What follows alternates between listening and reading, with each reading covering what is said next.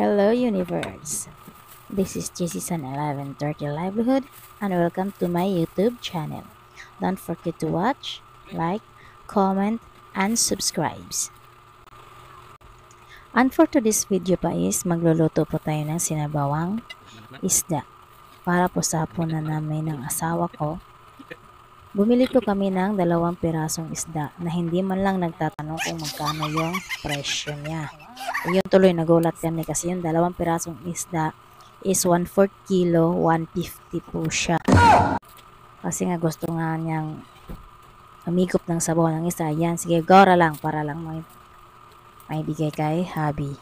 As what you see po ay nagre-ready na po kami sa mga ricados namin para sa lulutuin namin ngayong ulam sa hapunan. Enjoy watching guys and God bless!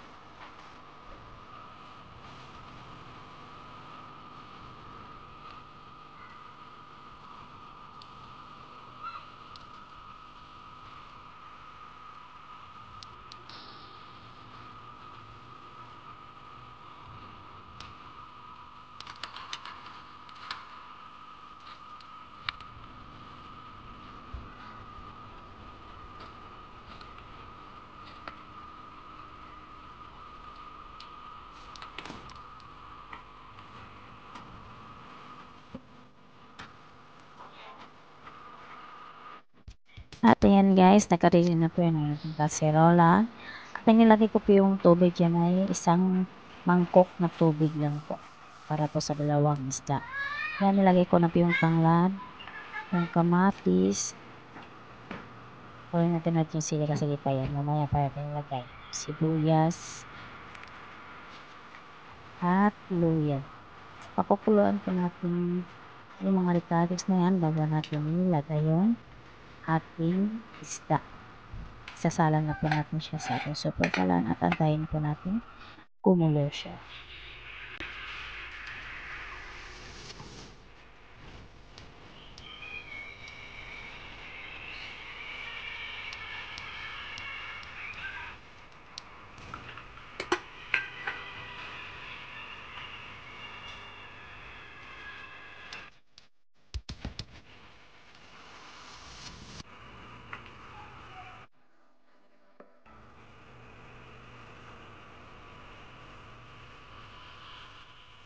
At yan na po guys, kumulo na po yung tubig natin na may mga ricados po. Next po natin gagawin is ilagay na po natin yung sariwa nating isda, yung 2 piraso nating isda.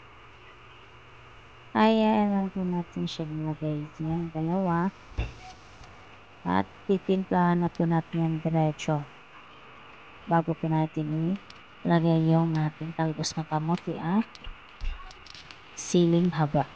Ang nilagay ko po panipid ay kalahating magic sarap at dinagdagan ko po siya ng asin. Tikman na po kung nakuha niyo na po yung gusto niyong lasa ay nasa sa inyo na po yan. Sa akin po ay magic sarap at asin po yung nilagay ko. And after that, ay titikman ko po yung lasa niya kung sakto na ba. Kung sakto na po yung lasa niya para sa inyo ay takpan po natin siya ulit. Pakuluan natin. Pag kumulo na naman ay isunod na po natin yung talbos ng kamote. Ayan na po siya, kumulo na po yung sinabawan po natin isda. Ay susunod na po natin yung siling haba. At susunod na rin po natin yung talbos ng kamote.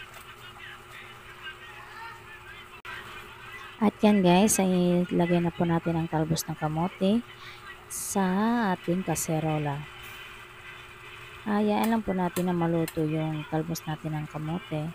Takpan natin siya ulit hanggang maluto po yung dahon ng kamote. At pagkatapos niyan, and ayan na guys, ready to serve na po ang ating sinabawang isda. Ready to serve and ready to eat mga langga.